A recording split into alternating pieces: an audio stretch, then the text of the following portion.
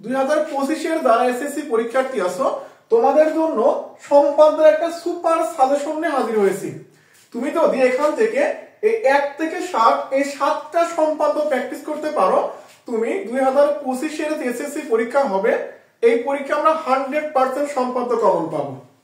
আমরা এখানে যে প্রশ্নগুলো দিয়েছি এগুলো সম্পূর্ণ গ এবং ঘ নম্বরের জন্য, আর ক নম্বরের জন্য যদি এই 3টা প্রশ্ন প্র্যাকটিস করতে পারো তাহলে আমাদের 100% প্রিপারেশন হয়ে যাবে। তো সম্পাদ্যগুলো কি আমরা এক এক করে দেখি। আমাদের 1 নম্বর সম্পাদ্য দেওয়া আছে একটি ত্রিভুজের ভূমি, কোণ এবং অপর দুই বাহুর সমষ্টি। অর্থাৎ যদি একটা ভূমি, কোণ এবং অপর দুই বাহুর সমষ্টি দেওয়া থাকে তাহলে আমাদের সম্পাদ্য নাম্বার হবে 1। এটা 1 নম্বর সাজেশন। এই চিত্র দেখতে হচ্ছে এটা, আমরা চিত্রটা আঁকতে পারি অবশ্যই, আর যদি এটা আমরা আঁকতে না পারি তো কমেন্টে জানাবা, আমি পরবর্তী ক্লাসে এর চিত্রগুলো তোমাদের একে প্র্যাকটিস করে দেখাবো। তো আমাদের এখানে প্রশ্নগুলো কিভাবে হবে, আমাদের দেওয়া থাকবে মনে করো ফর এক্সাম্পল ভূমি দেওয়া আছে 5 সেন্টিমিটার, আমাদের কোণ x এর মান দেওয়া আছে 60 ডিগ্রি, আর সমষ্টি a দেওয়া আছে 7 সেন্টিমিটার। তোমার বলা হলো ত্রিভুজটি অঙ্কন করো, তখন তুমি এই চিত্রটা আঁকতে পারলে আমরা পুরো 4টা নাম্বার পেয়ে যাব, সাথে তো বিবরণ লাগবে। এরপরে আমাদের 2 নম্বর 1 এবং 2 নম্বর প্রশ্ন অলমোস্ট সেম। এখানেও ভূমি সেম থাকতে পারে 5 সেন্টিমিটার, x সমান 30 ডিগ্রি এবং অন্তর d সমান 1.5 সেন্টিমিটার। এখানে একটা জিনিস খেয়াল করার বিষয়, আমাদের যখন 1 নম্বর সম্পাদ্যের সমষ্টি আছে তখন কোণ একটু বড়, সমষ্টিও বড়, বাট যখন 2 নম্বর সম্পাদ্যে অন্তর চেয়েছে তখন কোণের মানটা কমে আসবে, এখানে দুইটা অন্তরের মানটাও কম হবে। এটা চিত্র দেখতে অলমোস্ট অনেকটা এটার মতোই। তো এরপরে দেখো 3 নম্বর একটি ত্রিভুজের দুইটা কোণ, আমরা ধরলাম একটা কোণের মান 60 ডিগ্রি এবং অপর কোণের মান y সমান 70 ডিগ্রি, আর পরিসীমা p দেওয়া আছে 10 সেন্টিমিটার। তোমার বলা হলো তুমি ত্রিভুজটা অঙ্কন করো, তখন আমাদের চিত্র হবে 3 নম্বরটা। আশা করি বুঝতে পারতেছো। যদি দুইটা কোণ এবং একটা পরিসীমা দেওয়া থাকে তখন আমরা 3 নম্বর সম্পাদ্যটা এঁকে দেব। এরপরে দেখো তো আমাদের 4 নম্বর সম্পাদ্যে বলছে দুইটা কর্ণ, এখানে কয়টা কর্ণ থাকবে, দুইটা কর্ণ। ধরো a কর্ণের মান দেওয়া আছে 5 সেন্টিমিটার আর b কর্ণের মান দেওয়া আছে 6 সেন্টিমিটার এবং একটা কোণ x দেওয়া আছে 60 ডিগ্রি। তোমার বলা হলো সামান্তরিকটা অঙ্কন করো। এইগুলো কিন্তু ত্রিভুজ থেকে ছিল, বাট 4 নম্বর সম্পাদ্যে কি অঙ্কন করতে হবে, সামান্তরিক অঙ্কন করতে হবে, আর এই হচ্ছে আমাদের সেই উদ্দিষ্ট সামান্তরিকটা। আমরা এইভাবে একটা চিত্র আঁকতে পারলে পরীক্ষায় 4টা নাম্বার পেয়ে যাব। আমাদের 5 নম্বর বলছে দুইটা বাহু এবং দুইটা কোণ দেওয়া আছে। দুইটা বাহু এবং দুইটা কোণ দেওয়া থাকলে আমরা এই 5 নম্বর সম্পাদ্যটি আঁকবো। আমাদের বইতে কিন্তু প্রশ্ন এইভাবে নাই, জাস্ট আমি শর্টকাটে তোমাকে বোঝাচ্ছি, এই জন্য চিত্র এঁকে দিয়েছি। প্রশ্নে দেওয়া ছিল একটা ট্রাপিজিয়াম অঙ্কন করো, যে ট্রাপিজিয়ামের দুইটা বাহু এবং বাহু সংলগ্ন দুইটা কোণ দেওয়া আছে। এইভাবে ব্যাখ্যা করা আছে, তুমি হচ্ছে বই দেখে এই প্রশ্নগুলো প্র্যাকটিস করে নিবা। তাহলে আমাদের 5 নম্বরের জন্য আমরা এই 5 নম্বর চিত্রটা আঁকতে হবে। আমাদের 6 নম্বর চিত্রটি মোস্ট ইম্পর্টেন্ট চিত্র। তুমি ধরে নিতে পারো এই 6 নম্বর থেকে একটি প্রশ্ন 100% আসবে।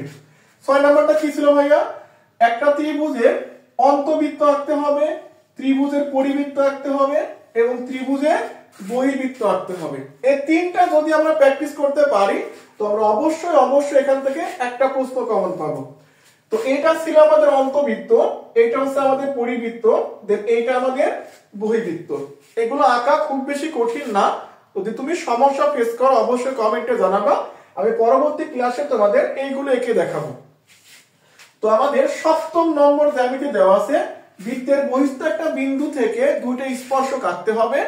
এখানে খেয়াল রাখতে হবে যেন এর অন্তর্ভুক্ত কোণের পরিমাণটা 60 ডিগ্রি হয়। তাহলে এটা হচ্ছে আমাদের কত নাম্বার বলো, আমাদের সাজেশনের 7 নম্বর সম্পাদ্য। তাহলে যদি আমরা এই 7টা সম্পাদ্য প্র্যাকটিস করতে পারি তো আমরা অবশ্যই এখান থেকে 1 সেট আর 10 অথবা 15 নম্বর প্রশ্ন কমন পেয়ে যাবো ইনশাআল্লাহ। তাহলে এটা গেল আমাদের খ এবং গ নম্বরের জন্য।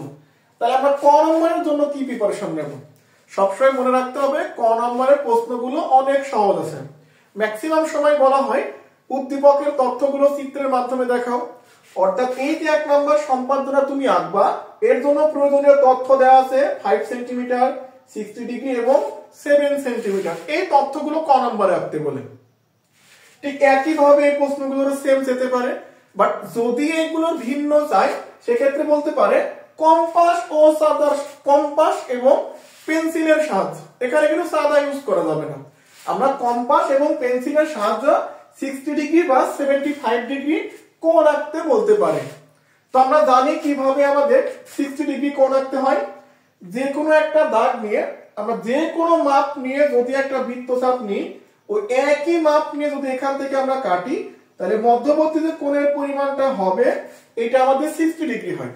অর্থাৎ যে বৃত্তচাপ নিয়ে তুমি কাটলা, ওই একই মাপ নিয়ে যদি আরেকবার কাটো, তাহলে এই বিন্দু আর এই বিন্দু ছেদ বিন্দুর মধ্যবর্তী কোণই হবে আমাদের 60 ডিগ্রি।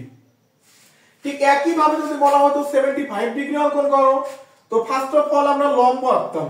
তো আশা করি আমরা লম্বটা আঁকতে পারি সবাই। এখান থেকে নিজের সুবিধা মতো ব্যাসার্ধের বৃত্তচাপ একই মাপ নিয়ে দুইবার কাটতে হবে, যদি আরো দুইবার কাটি তো এটা হয়ে গেল লম্ব। তো এখান থেকে যে এইটুকু ডিসটেন্স ছিল, ভালো করে বুঝো, এইটাকে যদি দুই ভাগ তুমি করো, অর্থাৎ এখানে ধরে অর্ধেকের বেশি ব্যাসার্ধ নিয়ে এই পাশে বৃত্তচাপ, এখানে ধরে আবার বৃত্তচাপ, যদি এইটাকে তুমি যোগ করে দাও, তাহলে এই যে কোণের মানটা পাইছো, এই কোণের মানটা হবে 75 ডিগ্রি। তাহলে এটা ছিল আমাদের 60 এবং 75 ডিগ্রি। অবশ্যই এখানে সাদা ইউজ করা যাবে না। তো পরবর্তী আমাদের বলতে পারে একটা বৃত্ত বা বৃত্তচাপের কেন্দ্র নির্ণয় করো। একটা বৃত্ত বা বৃত্তচাপের কেন্দ্র নির্ণয় করো। এই সম্পাদ্যটা কেমন হবে? আমরা নরমালি একটা বৃত্তচাপ নিয়ে নেব, বৃত্তচাপের উপরে, বা তুমি বৃত্ত নিতে পারো, সমস্যা নাই। বৃত্তচাপের উপরে আমরা 3টা বিন্দু নেব। ধরো এটা এ বিন্দু, এটা বি বিন্দু, এটা সি বিন্দু। আমরা এই বিন্দুগুলো যোগ করে দেব। যোগ করে দিয়ে এ বি বিন্দুকে দুই ভাগে ভাগ করবা, অর্থাৎ অর্ধেকের বেশি ব্যাসার্ধ নিয়ে উভয় পাশে 2টা করে বৃত্তচাপ, দিয়ে এটাকে যোগ করে দিবা। একই ভাবে যদি এসি কে অর্ধেকের বেশি ব্যাসার্ধ নিয়ে উভয় পাশে 2টা করে বৃত্তচাপ আঁকো, তো এই দুইটার যে ছেদ বিন্দুটা তুমি পাবা, এই ছেদ বিন্দুটাই হবে আমাদের উদ্দিষ্ট বৃত্তের কেন্দ্র। তাহলে দুইটা বৃত্ত, দুইটা সরলরেখার ছেদ বিন্দু যেখানে পাওয়া যাবে সেটাই হচ্ছে উদ্দিষ্ট বৃত্ত বা বৃত্তচাপের কেন্দ্র। তাহলে এটা ছিল 2 নম্বর সম্পাদ্য। আর 3 নম্বরে বলতে পারে খুবই জেনারেল প্রশ্ন, যে একটা বাহু দেওয়া আছে, ধরো 4 সেন্টিমিটার বাহু, বলে এটা সাহায্যে একটা সমবাহু ত্রিভুজ আঁকো বা একটা বর্গ অঙ্কন করো। এভাবে কিছু জেনারেল প্রশ্ন থাকতে পারে। তো এই ছিল আমাদের আজকের সম্পাদ্যের সাজেশন। আমরা নেক্সট ক্লাসে চেষ্টা করব আমাদের যে বৃত্ত থেকে, অর্থাৎ উপপাদ্য থেকে যে প্রশ্নগুলো আসে সেই প্রশ্নগুলোর সাজেশন দেওয়ার। যদি তোমাদের এই প্রশ্নগুলোর সমাধান প্রয়োজন হয় অবশ্যই কমেন্টে জানাবা। আর এই প্রশ্নগুলো বাসায় প্র্যাকটিস করো, ইনশাআল্লাহ আমরা 100-এ 100 কমন পাবো। তোমাদের অন্যান্য অধ্যায় ভিত্তিক সাজেশন প্লেলিস্টে দেওয়া আছে, যেমন আমরা সেট ফাংশন, ত্রিকোণমিতি, বীজগাণিতিক রাশি, এই প্রশ্নগুলো সাজেশন দেওয়া শুরু করেছি, তোমরা এগুলো দেখতে পারো। আমরা পরবর্তীতে আমাদের যে পরিমিতি দেওয়া আছে, পরিমিতি অংশের সাজেশন দেওয়া শুরু করবো ইনশাআল্লাহ। তো এতক্ষণ আমাদের সাথে থাকার জন্য ধন্যবাদ।